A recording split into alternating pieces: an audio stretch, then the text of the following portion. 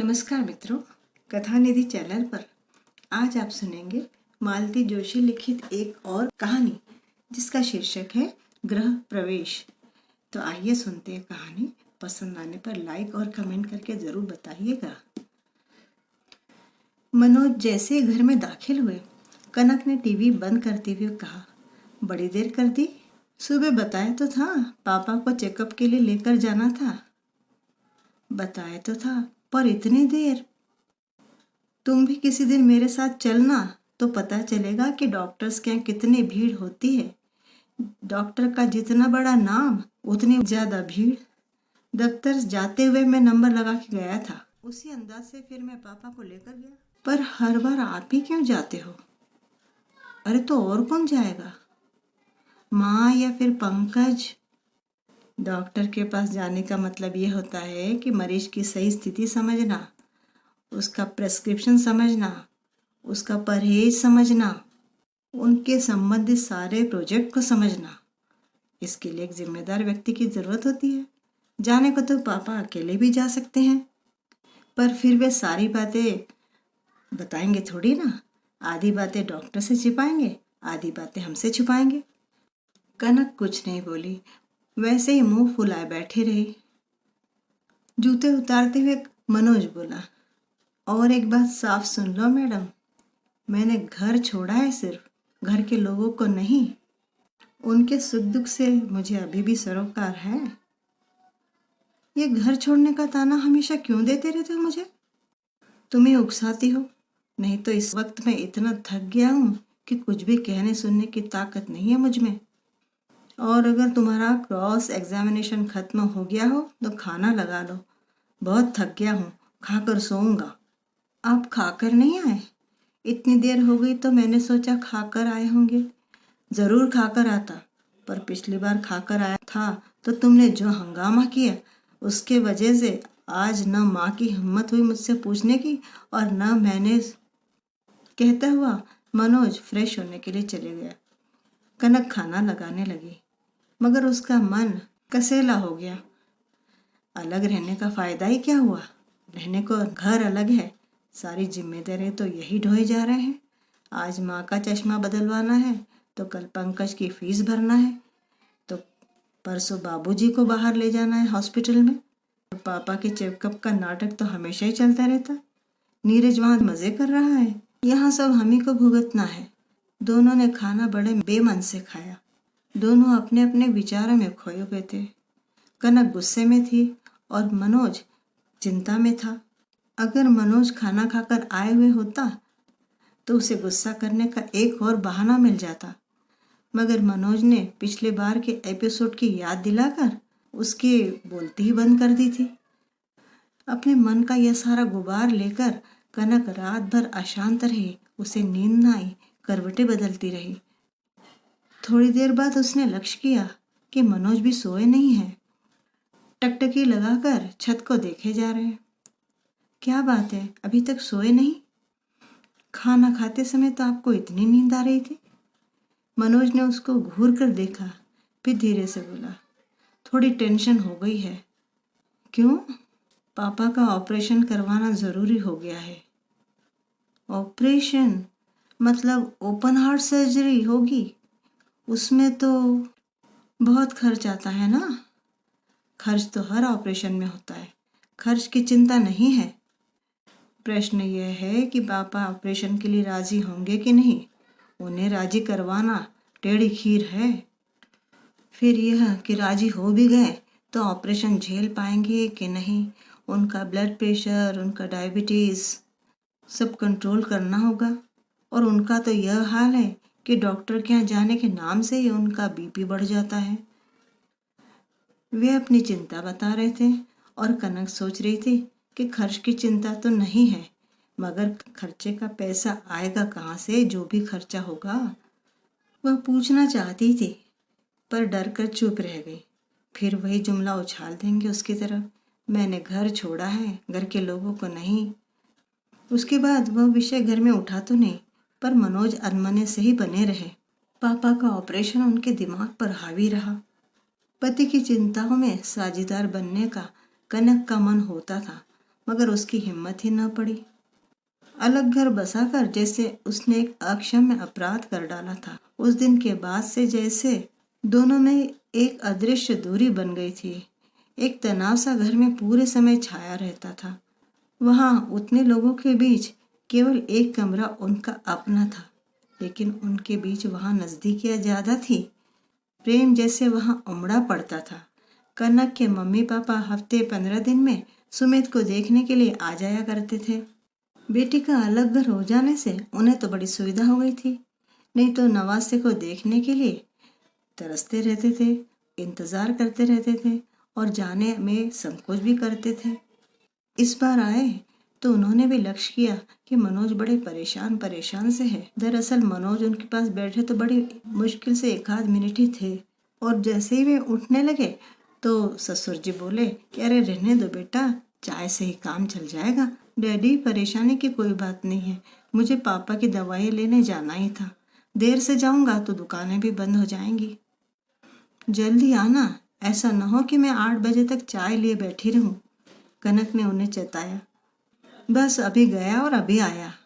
उनके जाते ही डैडी कनक से बोले, क्या बात है बेटा, मनोज कुछ अपसेट से लग रहे हैं। कनक तो भरी बैठी थी, फट पड़ी एकदम, बोली, बड़ा अच्छा घर देखा है आपने मेरे लिए। मैं यहाँ इनकी जिम्मेदारियों से जिंदगी भर नहीं उबर पाऊंगी।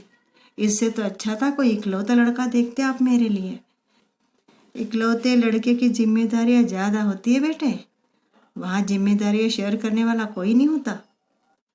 तो यहाँ कौन जिम्मेदारियां शेयर कर रहा है? इकलौता एक देखा तो था बेटी, मम्मी बोली, पर आप दोनों ही, वहां से तो मंजूरी भी आ गई थी, आप दोनों ही मुकर गए समय पे। ठीक ही तो किया था, उतनी सैलरी में तुम्हारी बेटी का गुजारा हो पाता? अब भी तो उतनी सैलरी में गुजारा कर रही हूँ। क्या मतलब? मम्मी और डैडी दोनों चौकन्ने हो गए। कितना देना पड़ता है वहां पे हर महीने? नहीं, ऐसा कुछ रेगुलर तो नहीं है, पर खर्चे लगे ही रहते हैं। दीदी की विदाई है, मम्मी जी का चश्मा है, पापा का हॉस्पिटल है, घर की छत ठीक करवाना है। अब अगले महीने पापा का ऑपरेशन है और अगले महीने वे रिटायर भी हो रहे हैं। डैडी कुछ देर सोच में पड़ गए, फिर बोले, तो ऑपरेशन की डेट फिक्स हो गई क्या? अक्टूबर के फर्स्ट वीक में ही हो पाएगा डैडी। चाय नाश्ते के दौरान उन्होंने सहज भाव से पूछा। फिर ऑपरेशन की डेट फिक्स हो गई क्या? हाँ, अक्टूबर के फर्स्ट वीक में ही होगी। अक्टूबर के 5-6 तारीख को पापा रिटायर हो रहे हैं। उस दिन उनको ऑफिस जाने की इच्छा है, तो उसके बाद ही ऑपरेशन की डेट लेंगे। फिर तो तुम पर बहुत लोड आ जाएगा। सो तो है, नीरज बाहर है तो मेरी जिम्मेदारी तो ज़्यादा है ही सही। फिर मेरी कमाई है इतनी कि मैं आराम से सब कुछ संभाल सकता हूँ। नीरज की तो नौकरी भी अभी नहीं है, फिर भी पंकज की पढ़ाई का सारा खर्चा वही देख रहा है। मम्मी और पापा ने उसे कितनी बार कहा कि तुम बाहर रहते हो, बाहर रहने पर खर्चे कुछ ज़्यादा ही होते हैं, तो यहाँ की फिक्र तुम छोड़ दो, पर वह मानता ही नहीं। डैडी मम्मी चलने को हुए, बोले, ठीक है बेटा, कोई ज़रूरत हो तो हमें भी बताना।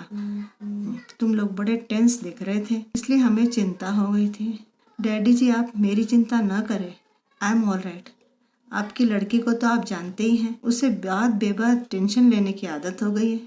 बताइए, खारी बीमारी किसके नहीं होती है? अगर पापा का ऑपरेशन है भी तो ऐसी टेंशन वाली कौन सी बात है? उनके 2-2 कमाऊ बेटे हैं, फिर अभी तो वो भी कमा रहे हैं, अगले महीने होंगे रिटायर।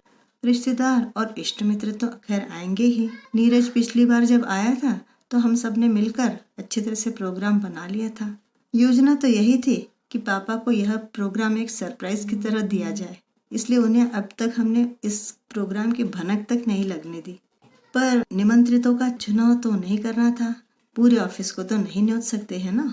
जैसे ही पापा ने सुना तो बिदक गए, बोले, एक फेयरवेल तो ऑफिस दे ही रहा है, तुम एक और विदाई समारोह क्यों कर रहे हो? थोड़ा इंतजार करो, थोड़ा दम रखो, सबके सब बिना बुलाए ही आ जाएंगे। इन दिनों पापा बड़े टची हो गए थे। रिटायरमेंट का टेंशन तो हर आदमी को आता ही है, फिर ऑपरेशन के बाद से और भी चिंता में पड़ गए थे। जरा जरा सी बात पर तुनक जाते हैं, गुस्सा हो जाते हैं। फिर मम्मी ने कहा कि जो कुछ करना है उनकी मर्जी से करो बेटा, वरना सारा कार्यक्रम चौपट हो जाएगा। फिर यह तय हुआ कि केवल नज़दीकी रिश्तेदार और अड़ोसी पड़ोसी आएंगे और बाहर से केवल दीदी ही आ रही है, वो भी अकेली ही आ रही है। मनोज का बड़ा मन था कि कनक दिन में माँ के पास चली जाया करे और झूठ मूठ ही सही उन्हें कुछ काम के बारे में पूछ लिया करे, मगर उन्होंने कुछ कहा नहीं। वह अपनी ही चिंता में लगी हुई थी, उसने भी कुछ नहीं कहा। उसे तो यह सारा आयोजन ही व्यर्थ लग रहा था। सभी लोग 60 साल के हो जाते हैं, क्या होते नहीं है? कोई इतना आयोजन हर कोई करता है क्या? उस पर ऑपरेशन का इतना बड़ा खर्चा सामने दिखाई दे रहा है। मनोज लेकिन रोज जाते रहे हैं, सबके साथ बैठकर मेहमानों के लिस्ट बनाते रहे हैं। सबकी सलाह से कैटरर भी तय किया। टेंट हाउस को कुर्सियाँ, प्लेटें, तश्तरिया और घर की सजावट के लिए कुछ सामान जरूरी था वो खरीदा। पापा के लिए बढ़िया रेशमी कुर्ता और माँ के लिए एक अच्छी सी साड़ी भी खरीदी। कनक उनकी दौड़ धूप और शाही सरंजाम देखकर मन ही मन कुढ़ रही थी। सारी हम्माली हमारे ही सिर है। नीरज तो वहाँ दिल्ली में बैठा मजे कर रहा है। नवाब साहब ऐन वक्त पर पधारेंगे जब सब काम हो चुका होगा। हैरत तो तब हुई उसे जब प्रोग्राम वाले दिन भी नहीं पहुंचा। शताब्दी तक सबको आशा थी, पर जब वो समय भी निकल गया तो सबको घोर निराशा हो गई। मनोज और पंकज दोनों कब से फोन लगाने का प्रयत्न कर रहे थे, पर फोन लग ही नहीं रहा था। बार बार सबके बीच यही चर्चा थी कि खुद ही प्रोग्राम बनाया और खुद ही गायब हो गया। कनक मन ही मन खुड़ रही थी कि जानबूझकर मुंह छुपाकर बैठा रह गया है दिल्ली में। जब आएगा ही नहीं तो बड़े भैया को मन मार के सारा खर्चा उठाना ही पड़ेगा। 4 बजे के आसपास एक स्मार्ट सी लड़की कंधे पर बैग लटकाए अंदर दाखिल हुई। पंकज ने उसे देखते ही कहा, Sarika ji, bad news, mister Neeraj नहीं आए हैं। उसने हंसकर जवाब दिया, it is no news for me mister, at least for me. मैंने ही उसे मना कर दिया था। सुनकर दीदी माँ के कान में फुसफुसाई, देखा माँ, यह तो पहली वाली से भी बड़ी तेज निकली। अभी घर में आई भी नहीं है और घर में हुक्म चलाना शुरू कर दिया। लगता है तुम्हारे नसीब में ऐसी बहुएं लिखी हैं। माँ ने दीदी की बात अनसुनी करते हुए सारिका से पूछा, लेकिन बेटी तुमने उसे मना क्यों कर दिया था? माँ, उनका बॉस छुट्टी देने के लिए बड़ा किचकिच कर रहा था। बोले तो फिर ऑपरेशन के समय मैं नहीं आ पाऊंगा, मुझे छुट्टी नहीं मिल पाएगी। तो मैंने कहा ठीक है, इस मौके पर तो घर में बहुत सारे लोग हैं, न भी आओगे तो चलेगा, पर ऑपरेशन के समय ज़रूर आ जाना, वरना भाई साहब के ऊपर सारी जिम्मेदारी आ जाएगी, परेशान होंगे वो। मिस्टर पंकज कुमार का तो जैसे कोई वजूद ही नहीं है। अरे है क्यों नहीं भाई, चाय वाय पहुंचाना, घर के लोगों को वहां लाना ले जाना, ये सारा तो तुम्हें ही करना पड़ेगा ना। बड़ी जिम्मेदारी का काम तो बच्चों को नहीं दिया जा सकता ना। पंकज कुछ फिर कहने ही को था कि पापा बोलने लगे, बेटी तुमने उसे नहा के मना किया, ऑपरेशन तो अब कैंसिल हो गया है। क्या मतलब? सारिका के साथ ही मनोज भी चौंक पड़े। अभी तो वे इस नई बहू को आत्मसात करने की कोशिश ही कर रहे थे। उन्हें बड़ा बुरा लगा कि जिसके बारे में पूरा घर जानता था, यहाँ तक कि दीदी भी, उसके बारे में वो कुछ नहीं जानते थे। वह जिस तरह अनौपचारिक ढंग से घर में दाखिल हुई थी, बातें कर रही थी, उससे साफ जाहिर था कि वह पूरे घर में घुल मिल गई है, बस उनसे ही केवल अपरिचित है। उस पर और तुर्रा यह कि पापा ने ये बड़ा बॉम्बशेल डाल दिया। वो तो पापा के ऑपरेशन की तैयारी में व्यस्त थे और इधर पापा ने कह दिया कि ऑपरेशन तो कैंसिल हो गया, और इस बात की उन्हें तो कोई जानकारी ही नहीं है। क्या वे इतने पराये हो गए हैं कि इतनी महत्वपूर्ण घटनाओं की जानकारी भी उन्हें बस संयोगवश मिला करेगी? उन्होंने थोड़े सख्त लहजे में पूछा, पापा, या आपके दिमाग का फितूर है या सचमुच डॉक्टर स्नेहा ने ऐसा कहा है? आप डॉक्टर के पास कब गए थे और किसके साथ गए थे? उधर सारिका रुआ से स्वर में कह रही थी, ये बात मुझे क्यों नहीं किसी ने बताई? कम से कम मैं दिल्ली खबर तो कर देती। कम से कम एक दिन के लिए सही नीरज आ तो जाते। मनोज, माँ ने अधिकारपूर्ण वाणी से कहा, ऑपरेशन की चर्चा करना आज जरूरी तो नहीं है ना, तो ये विषय बंद करो। घर में और भी बहुत काम है। सब लोग चुप तो हो गए थे, पर एक तनाव सा फैल गया था। वातावरण को हल्का करने की गरज से पंकज ने कहा, Sarika ji, may I have the pleasure to introduce you to my bhaiya and bhabhi and our little prince Sumant. Sarika ने मुस्कुराते हुए तुरंत ही झुककर मनोज और कनक के पैर छू लिए थे। फिर दीदी के पैर छूते हुए बोली, सॉरी दीदी, आपको भी प्रणाम करना मैं भूल गई थी। मनोज ने भी वातावरण को हल्का रहने देने के हिसाब से कहा, पंकज, यह इंट्रोडक्शन तो अधूरा ही रह गया। मुझे भी तो पता होना चाहिए कि मैं किस हस्ती से मिल रहा हूँ। पंकज ने उसास भर के कहा, यह भैया हमारे परिवार पर मंडराने वाला संकट है। नीरज भैया की बुद्धि पर तो मुझे सचमुच तरस आ रहा है। इन्हें देखकर विश्वास हो जाता है कि प्रेम अंधा होता है। बाप रे, यह पंकज क्या अनाप शनाप बक रहा है। मनोज को डर लगा कि यह लड़की अब फट पड़ेगी। उसने सुमंत को पुचकारते हुए कहा, बेटे, अपने चाचू से कहो कि अपने लिए मिस वर्ल्ड ले आए। हमें कोई एतराज नहीं है। अच्छा है, माँ की दोनों बहुएं राज रानी सी लगेंगी। हमें कोई काम वाली भी तो चाहिए ना। मेरी तो काम वाली भी ऐसे सिलबिल्ली सी नहीं रहती। माँ ने डपट कर कहा, तुम्हारे पास इससे बेकार कपड़े नहीं थे? इस तरह की बात माँ कनक से कभी कहने का साहस नहीं कर सकती थी, पर इस लड़की के साथ वे बड़ी आराम से बात कर रही थी। और इस लड़की ने बड़ी शालीनता से कहा, इत्मीनान रखो माँ, बहुत बढ़िया साड़ी लाई हूँ पहनने के लिए और साथ में मैचिंग ज्वेलरी भी। पहले यहाँ काम तो निपटा लो, फिर तैयार हो जाऊंगी। पर आपको पहले ही बता देती हूँ कि मैं चाहे जो कुछ भी पहन लो, पर आपकी बड़ी बहू से तो मैं 19 ही लगूंगी। ओके, अब बातें खत्म, काम चालू। दीदी ने एनसीसी वाले अंदाज में कहा तो तुरंत ही सारिका ने कमर में दुपट्टा खोसकर किचन में प्रवेश किया। उसने टेंट हाउस की प्लेट्स को धो पोंछ कर जमा दिया, गिलास और चम्मच गिनकर एक लाइन में सजा दिए, सौंफ सुपारी के ट्रे भी जमा कर रख दी, एक्वागार्ड चला दिया और 2-3 घड़े पानी भरकर भी रख दिया। हर काम पूरा करने के बाद माँ से पूछती, अब क्या करूँ माँ? आखिर माँ बोली, तू तो कहानी का जिन हुए जा रही है। काम बताओ, नहीं तो खा जाऊंगा। बहुत हो गया काम, अब अपनी भूतनी सी शक्ल बदलो, साफ सुथरी हो जाओ, बढ़िया कपड़े पहनो और बढ़िया सुंदर तैयार हो जाओ। 6 बजे से मेहमान आना शुरू हो जाएंगे। ठीक है माँ। जब वह तैयार होकर कमरे से बाहर निकली तो वाकई बड़ी प्यारी सुंदर लग रही थी। लगा कि नीरज की पसंद ऐसी बुरी भी नहीं है। घर आते ही कनक ने कहा कि आपको नहीं लगता कि नीरज भैया के फियांसे कुछ ज्यादा ही इतरा रही थी? अपनी अपनी स्टाइल है। वाह, बड़ी अच्छी स्टाइल है। और पंकज से कैसा फ्लर्ट कर रही थी, देखा? यह फ्लर्ट शब्द मनोज को अच्छा नहीं लगा, पर उन्होंने कुछ नहीं कहा। खुद उन्हें पंकज और सारिका यानी देवर भाभी की यह प्यारी सी नोक-झोंक का बड़ा आनंद उन्होंने उठाया था। समझ गए थे कि पंकज इस तरह के मधुर निश्चल प्रेमालाप के लिए तरस गया था। कनक से तो घर में किसी का भी इस तरह का रिश्ता बन ही नहीं पाया था।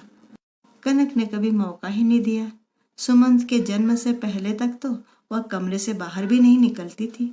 बच्चे ने उसे जबरदस्ती सोशल बना दिया था। अपने पंकज चाचू के साथ सुमंत की बहुत बनती थी। सुमंत के लालच में पंकज कभी कभी यहाँ चला आता है, पर माँ तरस के रह जाती है। मनोज का अलग घर बसाना सुमंत की वजह से घर में सबको अखर गया था। मनोज तो रोजाना ही लगभग घर पे चक्कर लगा लेते थे, पर सुमंत का आना तो माँ के साथ ही हो पाता था और कनक तो विशेष मौकों पर अवसरों पर ही ससुराल जाती थी। दीदी बच्चों को छोड़कर आई थी, इसलिए तीसरे दिन ही चली गई। मनोज ने सुबह ऑफिस जाते हुए कह दिया था कि वह दीदी को ट्रेन पर चढ़ाकर ही ऑफिस से लौटेंगे। उन्होंने कनक से पूछा भी था कि अगर तुम भी स्टेशन चलना चाहो तो घर का चक्कर लगा लूंगा, पर कनक के पास तो ना चलने के 100 बहाने थे। वैसे मनोज ने भी केवल औपचारिकता ही निभाई थी, नहीं तो इस बात पर भी लड़ाई हो जाती। दीदी एकदम तैयारी थी। मनोज के पहुंचते ही बोली, चले? अरे अभी तो बहुत टाइम है, वहां स्टेशन पर यूं ही बोर होंगे। मेरा ख्याल है, माँ बोली, तुम निकल ही जाओ, क्या फायदा, इसका ध्यान वहीं गाड़ी में ही अटका रहेगा। मनोज को बड़ा आश्चर्य हुआ सुनकर। अन्यथा होता तो यह था कि माँ आखिरी क्षणों तक दीदी को रोके रखना चाहती थी और बाकी लोग निकलने की जल्दी मचाए रहते थे। स्टेशन पर पहुंचकर मनोज ने दीदी से कहा, लो वैसे भी हम बिफोर टाइम आ गए हैं और ट्रेन आधा घंटा लेट है। तुमने घर पर इतनी जल्दी मचाई कि इंक्वायरी करके पूछ भी ना पाए। दीदी कहने लगी, अरे वैसे भी वो लोग कौन सा तुरंत जवाब दे देते हैं, जल्दी आ गए तो कोई बात नहीं, आराम से बैठकर बातें कर लेंगे। वैसे भी 2-3 दिन इतनी भागम भाग रही कि तुमसे आराम से बातें भी ना हो पाई। हाँ, इस बार तुम्हारा मेरे यहाँ आना भी नहीं हुआ। कनक कहती रह गई और झूठ बोल गए। पता नहीं दीदी ने यकीन किया भी कि नहीं। ऑपरेशन के समय आओगी ना तो मेरे यहाँ ही रुकना, हॉस्पिटल में आने जाने में सुविधा रहेगी। ऑपरेशन हो तो बाकी बातें बाद में सोचेंगे। पापा एकदम उस दिन क्या कह गए थे? मैं पूछना चाह रहा था पर माँ ने बात ही नहीं करने दी। दीदी ने बताया कि पता नहीं पापा क्यों जिद ठाने बैठे हैं कि मैं अपने पसीने की कमाई डॉक्टरों पर और अस्पताल पर नहीं लुटाऊंगा। 2-2.5 लाख कम नहीं होता है। अरे लेकिन उनकी कमाई को हाथी कौन लगा रहा है? उनका कहना है कि मैं बच्चों को टेंशन में नहीं डालना चाहता और ना ही उनके लिए कर्ज छोड़कर जाना चाहता हूँ। दिन भर बैठे बैठे माँ को आगे की प्लानिंग समझाते रहते हैं। कहते हैं ग्रेच्युटी की रकम फिक्स में डाल देंगे, बच्चों को परेशान नहीं करना, ग्रेच्युटी का ब्याज आता रहेगा, तुम्हारा काम भी चल जाएगा और मेरी पेंशन तो आती ही रहेगी। पंकज से कहते हैं कि तुम सब्र से काम लो, 2 साल बाद तुम भी अपने पैरों पर खड़े हो जाओगे, तब तक इस घर में जैसे तैसे गुजारा कर लेना, भाइयों के आगे हाथ मत पसारना, उन्हें अपनी भी गृहस्थी देखनी होती है। ये एकदम से क्या हो गया उन्हें? अगर वे ऑपरेशन से डर रहे हैं तो उनके मन से ऑपरेशन का डर तो निकालना ही होगा। दीदी, ऑपरेशन बहुत ज़रूरी है, मैं तो इतने दिन भी रुकने के लिए तैयार ही नहीं था, पर आखिरी दिन तक उनका ऑफिस जाने का मन था। दफ्तर वाले भी कोऑपरेट कर रहे थे, इसलिए मैं चुप रहा। पर अब ज़्यादा टालना ठीक नहीं है, जितनी देर होगी उतनी कॉम्प्लिकेशंस बढ़ती जाएंगी।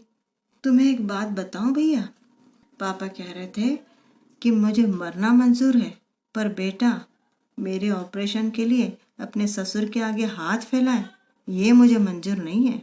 क्या बात करती हो दीदी, मैं ससुर के आगे हाथ फैलाऊंगा? पापा ने ऐसा सोच भी कैसे लिया? Can you believe it? तुम्हें शायद पता नहीं होगा भैया, 5-7 दिन पहले कनक के माँ पापा आए थे। बातों ही बातों में बोले कि मनोज और कनक बड़े टेंशन में चल रहे हैं और स्वाभाविक ही है, यह ऑपरेशन बड़ा खर्चीला होता है।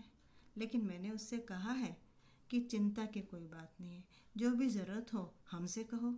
हाँ, आखिर हम किस दिन काम आएंगे? अच्छा, कसम ले लो दीदी, जब मैंने उनसे एक बात भी इसमें से कुछ कही हो, बल्कि मैं तो उनसे ये कहता रहा आखिर तक कि सारी व्यवस्था हो चुकी है।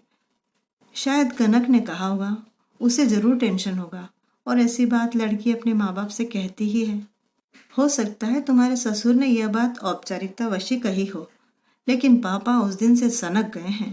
क्रोध से मनोज का सारा शरीर थरथराने लगा। मन हुआ कि अभी घर जाए और कनक से जवाब तलब करे, पर ट्रेन आने तक तो रुकना ही था। वह आधा घंटा रुकना उनके लिए पहाड़ हो गया। दीदी कुछ कुछ बात करती रही और वे उसका जवाब बेमन से देते रहे, पर मनोज का गुस्सा जरा भी कम नहीं हुआ था। शर्म लगा रही थी उसे अपने आप पर, ग्लानि भी हो रही थी। घर पहुंचकर देखा तो सुमन सारिका के गोद में चढ़ा हुआ था, पंकज भी आकर बैठा हुआ था। सुमन की धमाचौकड़ी चालू थी। औपचारिकता वश उसने कहा, what a pleasant surprise to see you here. Surprise तो होगा भाई साहब, पर आपके चेहरे से तो ऐसा नहीं लग रहा कि वह प्लीजेंट है। झेप कर मनोज बोले, दरअसल पंकज को देखकर मेरा मूड खराब हो गया। पंकज, तुम दीदी को छोड़ने स्टेशन तक नहीं आ सकते थे? उन्होंने पंकज को डांटा। दीदी ने मना कर दिया था। मनोज समझ गए कि सब कुछ एक योजना के अंतर्गत ही हुआ है।